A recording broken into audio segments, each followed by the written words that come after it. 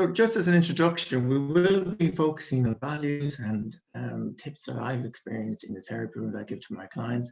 But just at this time, as we stated earlier, is tough. It is tough for people. People are getting frustrated. They're working at home. They want to go back to the office. They're missing their friends, social outs. Like Paddy's Day, I don't know, people might miss the pubs, going out, socialising. So it's quite tough. And even I met somebody recently who said, look, Dermot, I'm finding it really tough. And this person was very positive.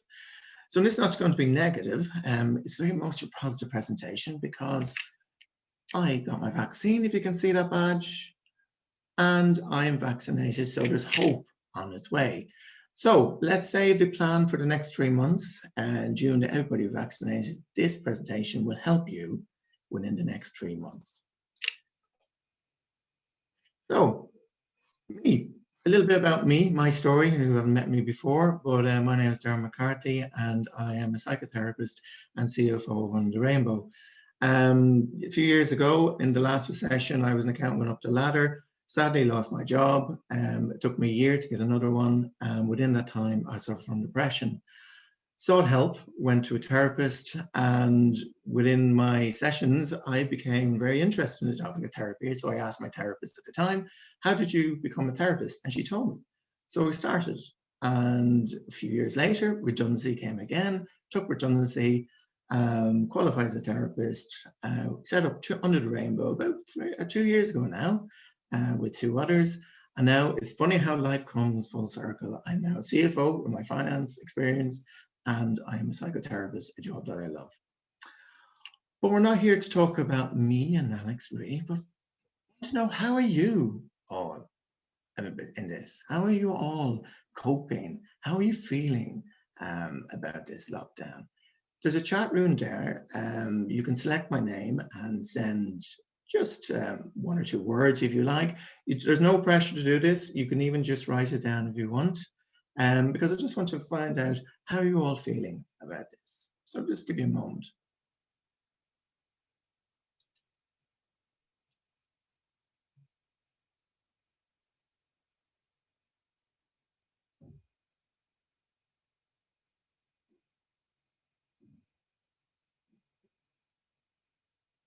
Oh yeah.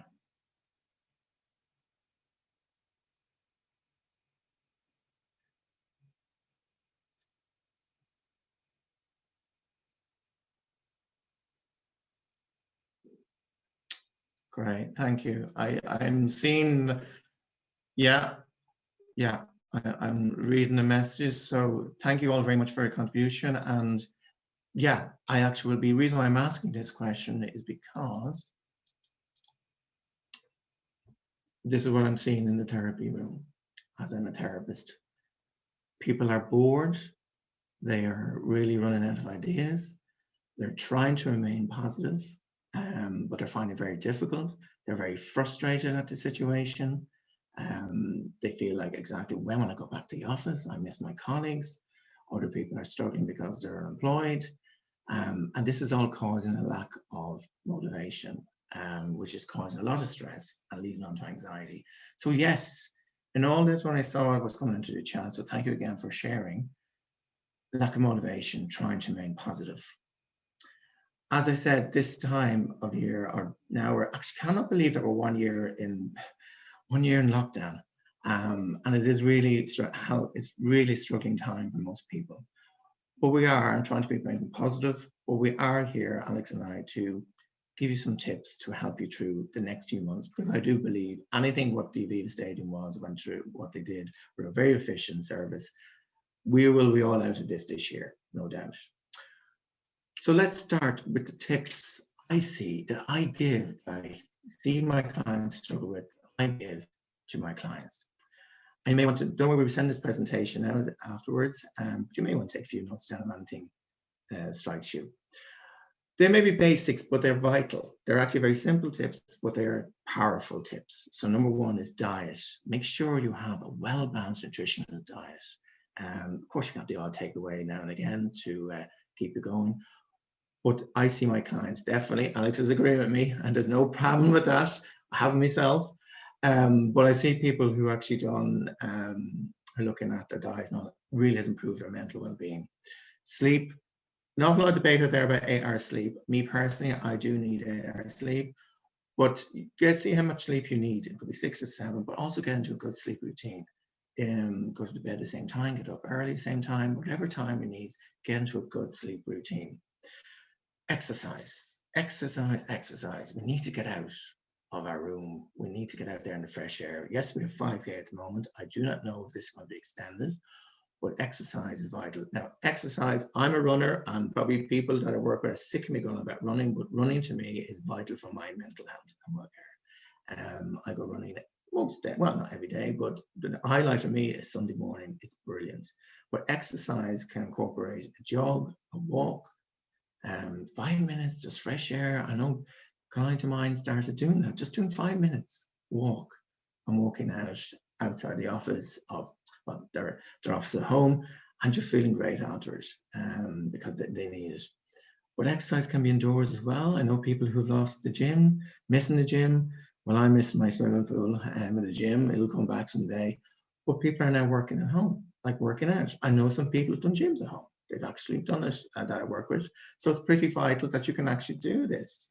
I no doubt in the next few months, we will all vaccinated and we'll be back out there and the gyms be open. But in the meantime, try and get into a routine, a sleep routine, look at a proper diet, and exercise when you can at home or outside, walk around.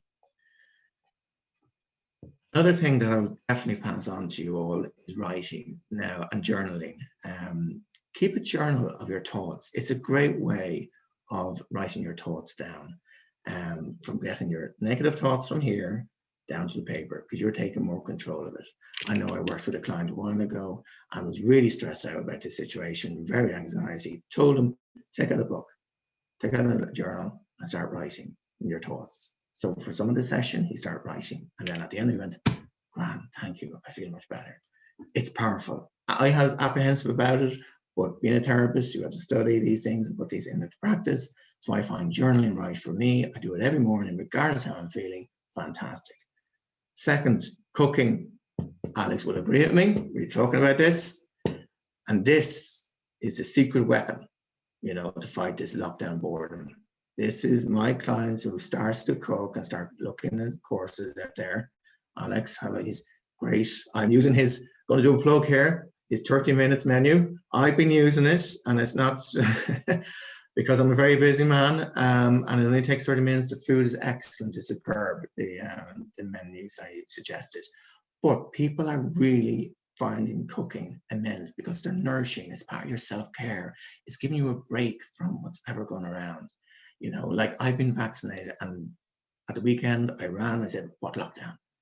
But until you get that vaccination, cooking, I think, is absolutely the most secret weapon out there. It gives you a total mindset break from all the anxiety and stress that's going on out there.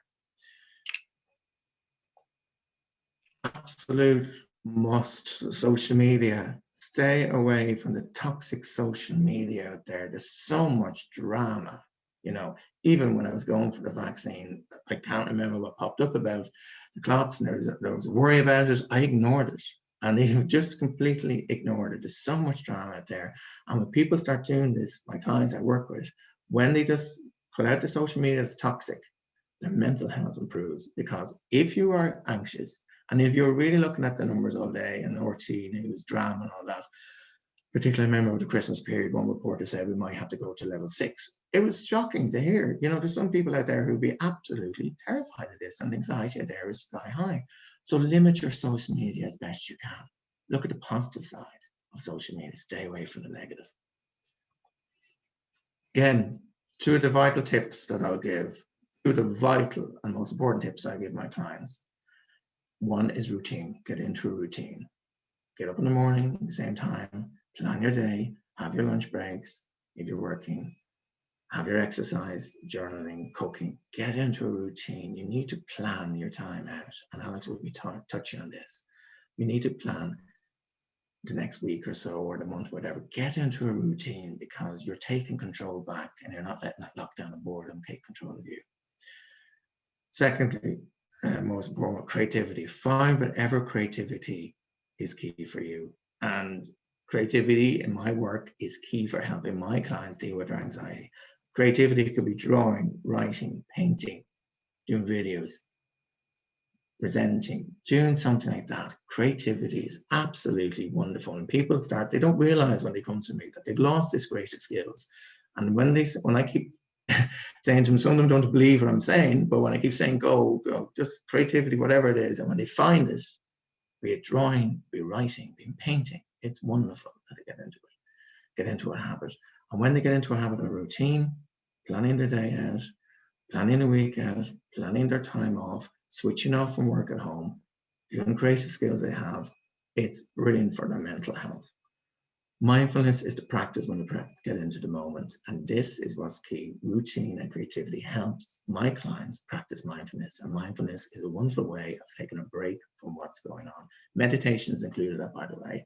I meditate every morning and it's wonderful. I find some people, I asked people, are they meditating? Well, do they meditate? As I said, no, I can't do it. No, I can't do it. It's too hard. Well, I was there. And again, as a therapist, you need to study these skills that I put into place myself. And I meditate. I got into a habit, and now it's second nature to me. I just get up in the morning, do 20 minutes meditation, found a YouTube channel, shocking music, listen to it, and sets me up the day. So that's my routine. I get into routine. Part of my routine every morning is to write, do a bit of exercise, and meditate. And it gets me going for the whole day. Survival tips, my final survival tips from the therapy world, let's say, would be, many people are not aware of the HSC. This is a text service. If it does get too difficult, there's no harm in reaching out for additional help. You know, there's no harm, no shame, no guilt. I did it many years ago, and here I am, and I've actually really benefited immensely from going to therapy, and I love my job. I found what I want. I rediscovered myself, and this is what I like doing, and this is what I love doing. But again, it's no shame in looking out for additional support. Many therapy centres, including ourselves and Under Aim, are offering low costs, so you can always reach out to us if you want to. And there's many therapy centres out there, but also the HSC have provided a text service, because I know people who have gone through training for this, and that's the number there that you can text and say, look, I'm not coping well, I just need to talk to somebody. They're there to help you, and they will listen to you. It's a text service, and they're very highly trained, because the person I know, or two people I know, who've gone for this training, I was really very impressed with it. And from a mental health professional point of view, it's excellent. So they're the tips that I give my clients. And I will leave you from that therapy room that two most important ones from all these tips is getting into that routine and creativity.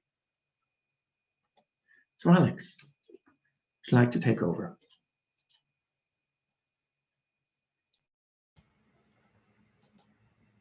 Thank you for that, Dermot.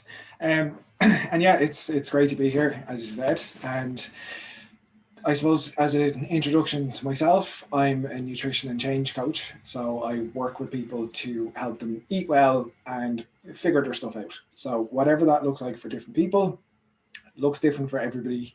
But the whole ethos is about, building healthy habits that suit the individual, that over time become, as Dermot mentioned a second ago, second nature. So then it becomes easy. So yeah, a lot of what I do, people see the nutrition piece and think, right, that's the bit that's going to solve my problems. When in reality, a lot of it is just the mindset bit that comes behind that as well. So we all have different eating habits and behaviors and stuff, some of which aren't terribly helpful, but ultimately they're all driven by kind of learned behaviors and stuff. And sometimes it's about relearning how to do stuff as well. So yeah, that's kind of what I do in a nutshell. So Dermot, next. Yeah, sorry. Okay, first and foremost, if you take nothing else away from this talk, the one thing I would say is to give yourself a break. So what I mean by that is we see all these people, especially on social media, who are out baking sourdough bread, and they're learning languages, and they're learning to play the guitar, or they're speaking 10 languages, whatever it might be. Not everybody is doing that.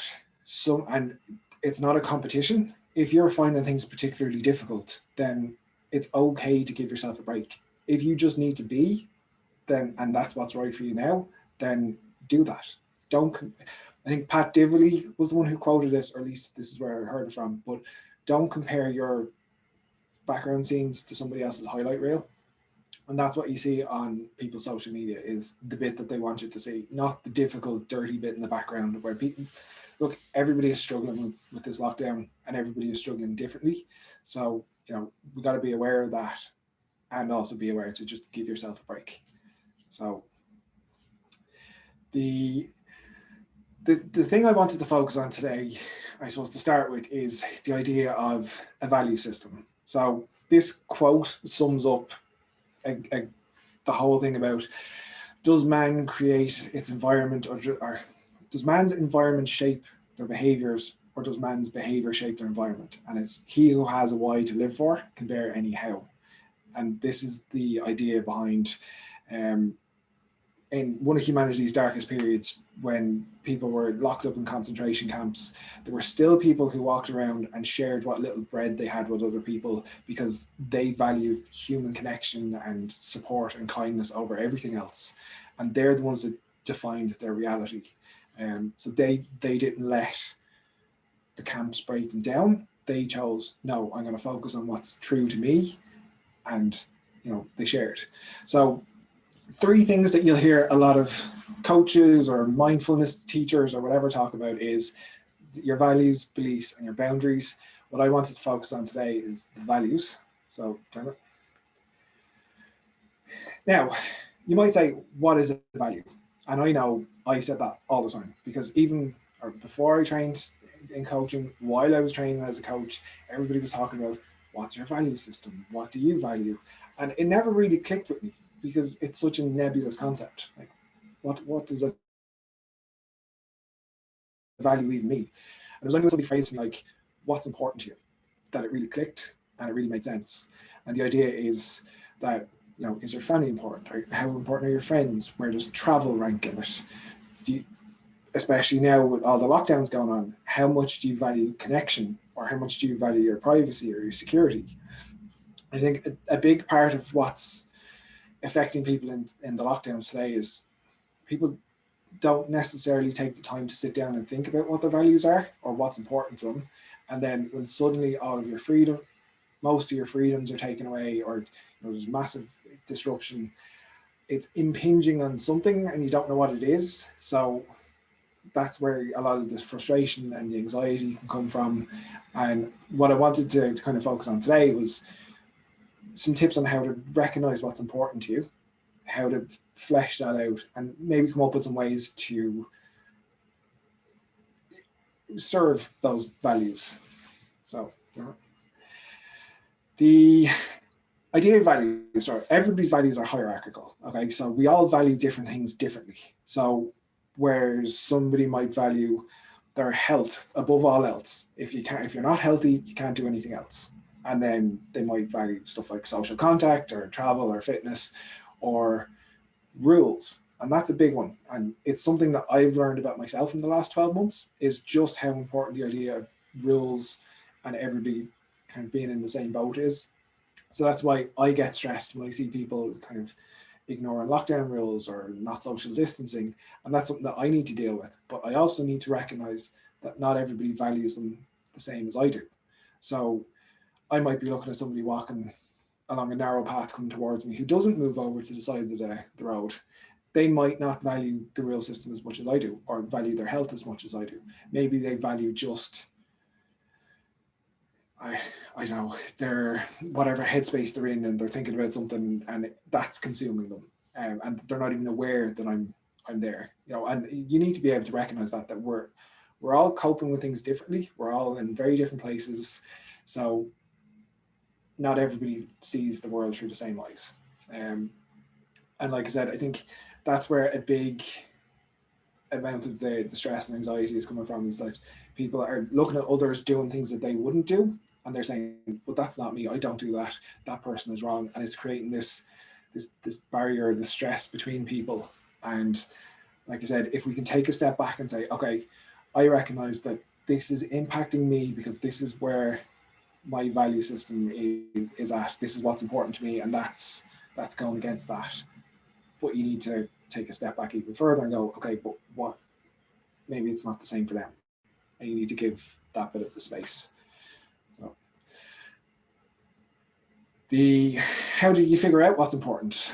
So there's a couple of different ways of doing this. You could sit down and try and think about it, and that's one way, but it's also a very difficult way of doing it. Meditation is a good way of doing it if it's something that you're handy at.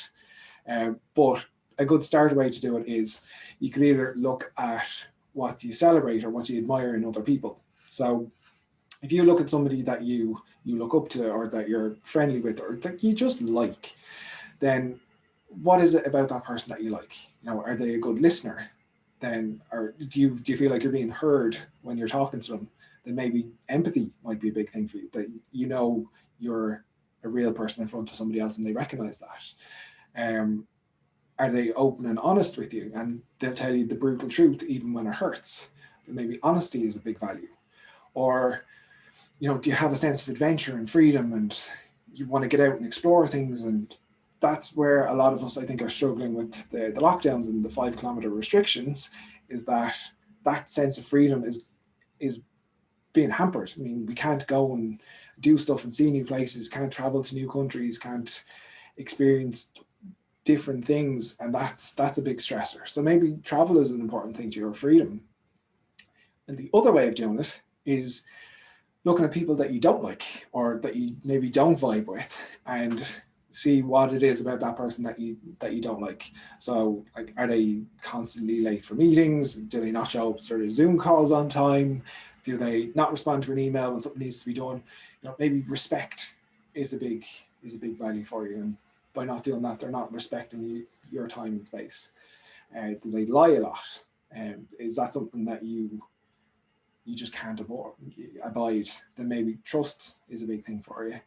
Or again, the restriction thing. Like, if somebody is going way outside their 5 kilometers, or they're meeting with 10 different households, or whatever it is, and you're there going, no, I'm focusing on the rules, and I'm doing this because this is what's supposed to be done. Well, then, sense of control, maybe that's a big thing for you. I know it is for me, and like I said, I need to be okay with other people don't value that as much. Not that I'm condoning anything, but you do have to recognize that we're all human, and we're all trying to deal with this the best way that we can. So the best way of getting your values fixed during the lockdown. Okay, so you've gone through the hard, deep work of trying to figure out what's important to you, and it's not easy trying to figure that stuff out, testing stuff, seeing what it looks like. But once you figure that out, how do you make the most of it? Now, we might not be able to travel or do much. There's not many shops open, but it's not completely restrictive. So if you like to travel, say, then what you could do is you could plan a trip. So say, set a date for next year and go, okay, next year I want to visit, I don't know, Croatia, say. Then where would you go? What would you do? What would you see? You plan out your days even. You could explore cities on Google Maps. So Street View is excellent. Like, I've taken tours around all sorts of European cities the last 12 months, which has been really interesting. There've been places that I want to visit, or places that I've been, and you can go back and see what's going on. Or you can, as Dermot said, tap into the food thing, because food is a great gateway to different cultures. And if you're in the mindset of, right, I'm going to go to plan my Croatian trip, then why not make a whole event of it? Spend an afternoon planning that, and then spend the evening cooking some Croatian food or Mexican food or whatever it might be. Just take a little bit of the culture in through the food. So you get that escapism of doing something creative, something maybe new, but you also get the little bit of sense of adventure. Stick on some music of the country that you're dealing with as well, whatever it might be. Or if your social contacts, say, the human connection or friendship is a really big value for you, then you could obviously do Zoom meetings, try online gaming. Something I've discovered recently as well is like online party games and stuff. So you can go find a group online, join in, get involved, try something different. You could meet for socially distanced coffee, obviously within the limits and stuff too. But I would suggest, again, limiting the social media. So try not to get too hung up on what everybody else is doing, or you see influencers who are out traveling to Dubai or whatever it might be, and you look at them and it stresses you out. It doesn't serve you. So maybe just don't do that. And if you're feeling overwhelmed with the whole thing, it's also okay to just pause, take a step back and go, okay, I know what my values are, but to be honest, it's just so overwhelming trying to figure out how to do something within that I don't want to.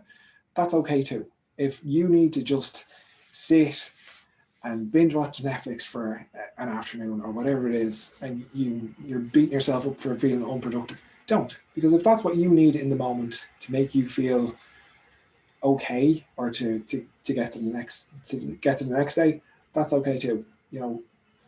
This isn't going to last forever. There's no pressure to be overly productive. Once we get through it on the other side, there's plenty of time to do whatever needs to be done. So that's an important thing to remember too. Now, a little trick as well that I wanted to introduce is when we noticed we're doing behaviors that aren't really working for us at the moment, and especially during lockdown, when you have the likes of, you're at home all the time, you might be working from home, or you're not going out and about doing whatever. A lot of us can kind of slip into bad behaviors, like whether that's getting up late in the morning, or snacking when we're not hungry, or overeating, or whatever it might be. Realistically, a lot of us operate in autopilot for most of the day. Now, we have apparently between 60,000 to 80,000 thoughts a day, and only about 700 of them are actual conscious thoughts. So it's about 95% of our thinking is done on autopilot. Now, most of that auto behavior is it's learned behavior, and it's habits, and it's a lot of it is stuff that doesn't really make us feel great. Like, I think as humans, we get trapped into this idea of shame and guilt, and we should be super productive and whatever. That's not really true. But like I said, snacking can be one of these big common triggers for a lot of people, and especially with being around food all day as well, it can be quite an easy one to slip into. So one thing that I suggest that my clients do is, when they find themselves doing a behavior that they know is unhelpful, is to stop and notice and name it. So essentially just call it out. Don't do anything about it. Don't try and change it. Just take a couple of seconds to go, okay, I'm about to grab the peanuts to have a big bowl of peanuts, and I don't really want to, but why am I doing this? What's going on at the moment? Is there a particular thing that that's going on for me now that's after triggering this? So the best way to try and figure it out is, like I said, to stop and think about it, but also to keep a note of it. So if it's a case that you're practicing this noticing and naming, and then you realize, okay, so after every stressful Zoom meeting I have, the first thing I want to do is go and comfort eat, or go to the fridge to get something, or I don't know, flake out on the couch for an hour because I'm emotionally drained from it. Whatever it is, if you're keeping a record of it, it gives you a better way of trying to figure out the pattern. So you can go, okay, here's what my trigger is. How do I do less of that?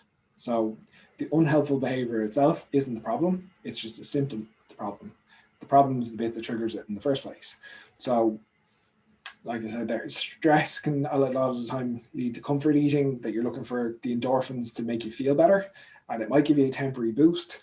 But then when you do snack or you overeat, that can a lot of the time lead to shame or guilt, and then that just stresses you more, because you're thinking, why did I do that? Why I didn't want to do that in the first place, and then you feel bad for doing it, and then that leads to doing it again, or doing something else unhelpful. So the important thing is the noticing and naming. It breaks that chain. So instead of you just going stress to seeking the comfort food, you go stress to, hang on, what's the trigger? Why am I suddenly standing at the fridge? Oh, I'm stressed again because I had a busy meeting.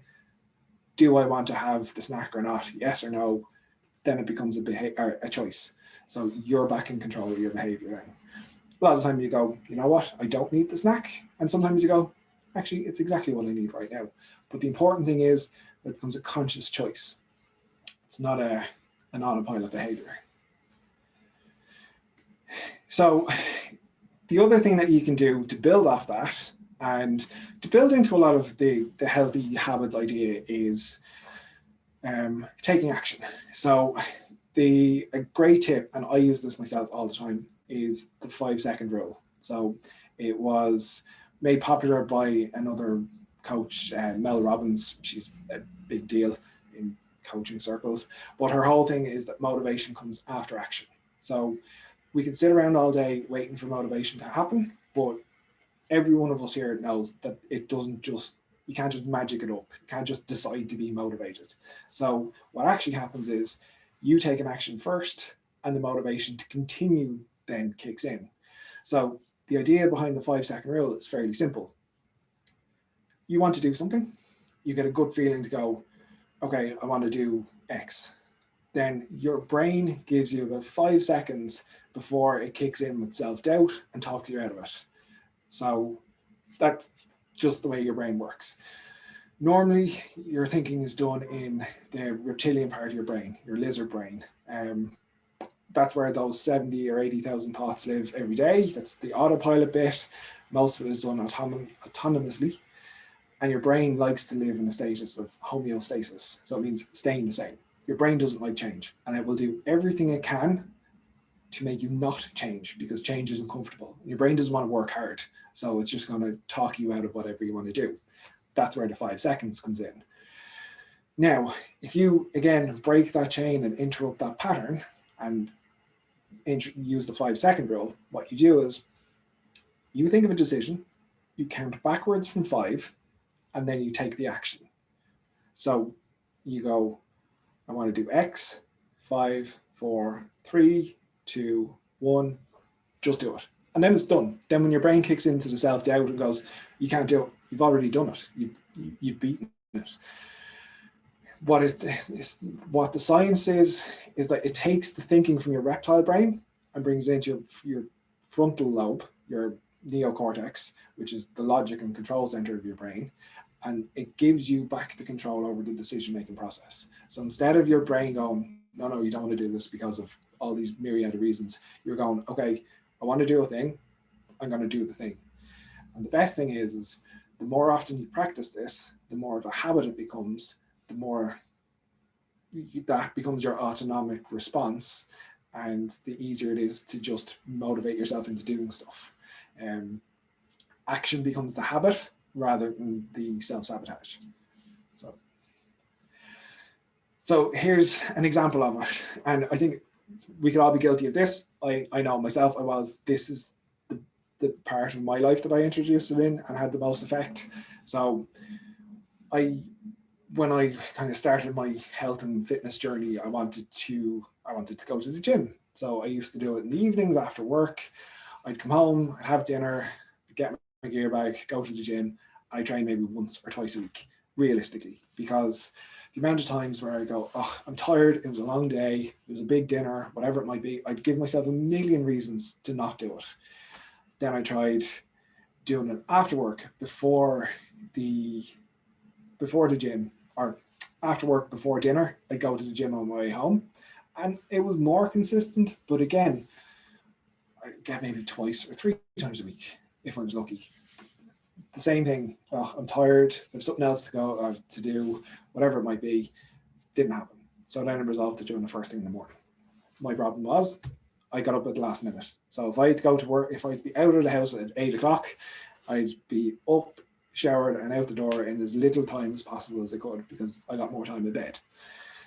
Now, how do you fit a gym routine into that? How do you just decide to get up at 5 o'clock in the morning? It doesn't happen. So what I did was use the 5-second rule. So when I woke up, I set my alarm for 5 o'clock. When I woke up, the alarm went off, and instead of immediately hitting snooze, what I did was I imagined the rocket ship and went 5, 4, 3, 2, 1, and just got up. Before I had a chance to think about it, before I had a chance for the self-doubt to kick in and convince me that the bed was really warm and that, I was better off staying where I was and I could just try it again tomorrow, I went, no, 5, 4, 3, 2, 1, up. And then by the time that kicked in, I'm sure I was already up. I'm hardly going to get back into bed and, it's not the same. So instead of feeling regret by giving into the self-sabotage, you feel accomplished. And then when the following morning rolled around and you did the same thing, you went, okay, I did it yesterday. Can I knock it on the head this morning? Before that kicks in, you do your 5, 4, 3, 2, 1, and you just get up. And then you're up and about and you're doing your routine, whatever it is. The thing is, or the big difference is when you do it often enough, it becomes habit. So you don't even have to think about it. The alarm goes off, you get up because that's what you do. That's your new routine. You've shifted it. You've taken the control back and decided this is what I do now. Same goes for whatever you need to do. If you're struggling with a particular job or housework or whatever it might be, you're sitting there watching TV going, oh, I must hoover. And before you do the whole, but I can do it later or do it tomorrow or whatever, 5, 4, 3, 2, 1, get up and do it. And then it's done. And then you don't need to worry about it. I think it works for all sorts of stuff, but the big thing is that it gives you back that sense of control. So instead of you letting the day run yourself, you run the day. So, yeah. And speaking of running the day, the importance of planning. So Dermot touched on this as well. And I think now more than ever, this is a seriously, seriously important thing for people to work into their lives if they're not doing it already. And I think it doesn't even have to be big plans. And Dermot, will you flick on to why are plans important? The difference is during the first lockdown, everything was new and different. Everything was changing. Most of us hadn't worked from home before. Everybody, I think, probably thought it was going to be for a couple of weeks and then we'd all be back to normal and it was a little bit different. But we had the summer to look forward to. We had that whole process of change. Everything was up in the air. Still had holidays and weddings and everything planned for later in 2020. Now, they obviously didn't happen, but they were there to look forward to at the start. Then we kind of settled into it. Then we got a little bit of a reprieve in the end of the summer. But, we got to explore a bit more, meet people again, whatever it might be. Going into the second lockdown, again, people had Christmas to look forward to. They had New Year's to look forward to. They had the couple of weeks break in December where they could do more stuff again. So you had a definite end point to the lockdown. And I think that's what's missing from this one, is that when we went back into this lockdown, it was just back into level 5, we'll see what happens. It might be a couple of weeks, it might be, I think it was 3 or 4 weeks at the start, and then suddenly it was an extra 3 weeks. And now everybody, I think, is looking at the start of April going, yeah, it's really not going to change. So everything is still up in the air. We can't make plans for the summer. We can't make holiday plans because we just don't know what way things are going to be. And it's so easy to just sit back and go, okay, whatever happens, happens. But I think that's the wrong approach to take. And I think the right approach is to even plan little stuff. So plan small. So don't set these mad big grandiose plans that could change at any minute. Plan your week, or plan a day off, plan a date night with your partner, plan a call with a friend. So instead of just sitting there texting people all night, say, you know what, why don't we make an effort to have a call on Wednesday at 8 o'clock or whatever. So give something to look forward to. Plan a movie day. Even if you spend your day binge watching Netflix or you've watched every movie on Disney Plus, whatever it is, why not set aside a day where you go, okay, on Saturday, I'm going to watch this movie, get yourself some popcorn, get some chocolate, make an event out of it, whatever it might be, just something different. And the biggest one, and this is something that I cannot stress enough, is plan your shopping for the week. I think I ran a bit of a survey a couple of weeks ago from 120 people. And I think 90% of people don't plan more than 2 days in advance for their food shopping. Either they bought whatever they felt like on the day or 2 days in advance. The massive difference that planning for the week does is, it takes a huge amount of stress off you daily when you go, what am I going to eat? Well, I don't know. And then you go through that whole cycle that I think everybody is familiar with of the, oh, I don't know what I'm hungry for. I don't know what I want to cook. If you have a plan, you go, okay, Monday is X, Tuesday is Y, Wednesday is Z. When Wednesday rolls around, you know, no, I know what I'm having for my dinner. And it's one stressful decision out of the way. But the second thing is, as well, is it gives you a little bit more control over your eating habits as well. So instead of going into a shop and buying enough to feed a family of 4 for one person and then eating too much of it, because you want to use it up or you don't want to waste food, then planning your shopping can say, right, I know I'm going to have this for today, but that comes in a portion size that will do 2 days. So that's 2 of my days covered, whatever it might be. But it also gives you the opportunity to plan snacks into it as well. So you go, okay, I know I'm going to snack, so I'm going to get stuff that's less or that's more healthy or more nutritious rather than something that I'm just going to eat a packet of and then feel bad about it. But I think the small act of having something to look forward to can make a huge difference. So it puts a bit of structure around the day. It puts a bit of structure around the week. It gives you a sense of purpose. And I think that's what a lot of us can be missing at the moment, is that purpose, having to show up or having to be somewhere. Even if it's just showing up to your sitting room to watch a movie, at least you have somewhere to be at a particular time. So the final thoughts then are literally everybody is doing the best they can with what they know. And that's different for everybody. Everybody is doing it, including you watching this. So give yourself a break. Don't stress, don't hassle. Now, if you do have any questions, or if you do want to get in touch or have a chat or whatever, there's my details on what there. I'm thebeardedcoach.ie, or I'm at the Bearded Coach on most of the socials as well. And yeah, drop me a message if you have any questions. Yeah. Thank you, Alex. Thank you all. Yeah, this presentation was to give you, I know probably a lot of information in there, but you probably got enough tips to keep you going until we're out of this lockdown. And as I say, we're all part of Under the Rainbow. That's ourselves. We're a social enterprise based on 5 Capel Street, and we do many things like therapy centre and corporate training and mental health wellness.